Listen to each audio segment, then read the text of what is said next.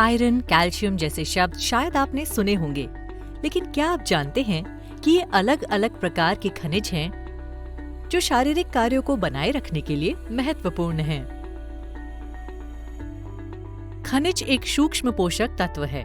हमारे शरीर को जिन पोषक तत्वों की कम मात्रा में जरूरत होती है उन्हें सूक्ष्म पोषक तत्व कहा जाता है, अंग्रेजी में माइक्रोन्यूट्रिएंट्स। खनिज के अलग अलग प्रकार होते हैं। वे हमारे शरीर के ऊतकों और तरलों में उपस्थित होते हैं।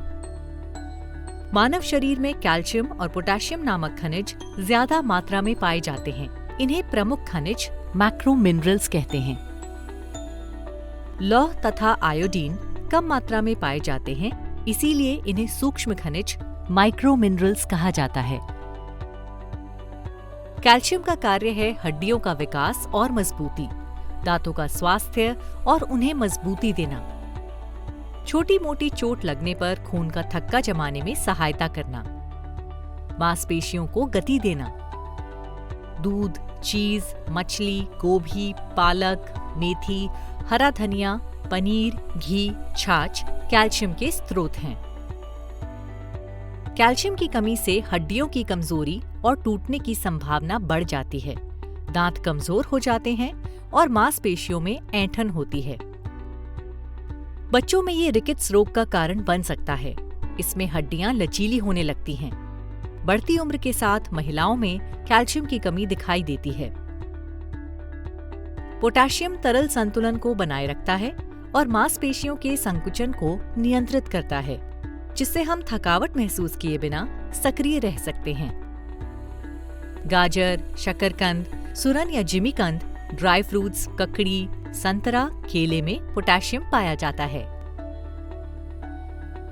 लौह यानी आयरन, ये हमारे शरीर के लिए महत्वपूर्ण है क्योंकि ये हीमोग्लोबिन के निर्माण में सहायक होता है। हीमोग्लोबिन लाल रक्त कोशिकाओं में पाया जाता है और ऑक्सीजन को शरीर के अन्य भागों तक पहुंचाता है। लोहे की कमी से अनीमिया जैसी समस्याएं हो सकती हैं। थकान, कमजोरी, चक्कर आना और त्वचा पीली पड़ना जैसे अनीमिया के कुछ लक्षण हैं। ये रोग लड़कियों में ज्यादा पाया जाता है। शरीर को सही मात्रा में लौह मिले, इसलिए मांस, गुड़, खजूर, अनार, हरी सब्जियां, आंवला, चुकंदर जैसे पदार्थ खाना बहुत जरूरी है।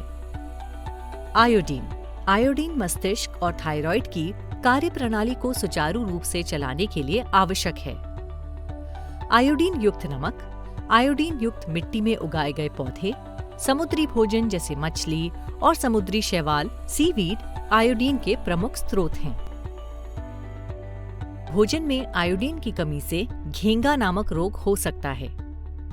इसके लक्षण में गले में सूजन, मानसिक विकलांगता और बौनापन शामिल है। इस रोग से पीड़ित व्यक्ति के गले में सूजन हो जाती है, जिससे उसे सांस लेने में कठिनाई होती है।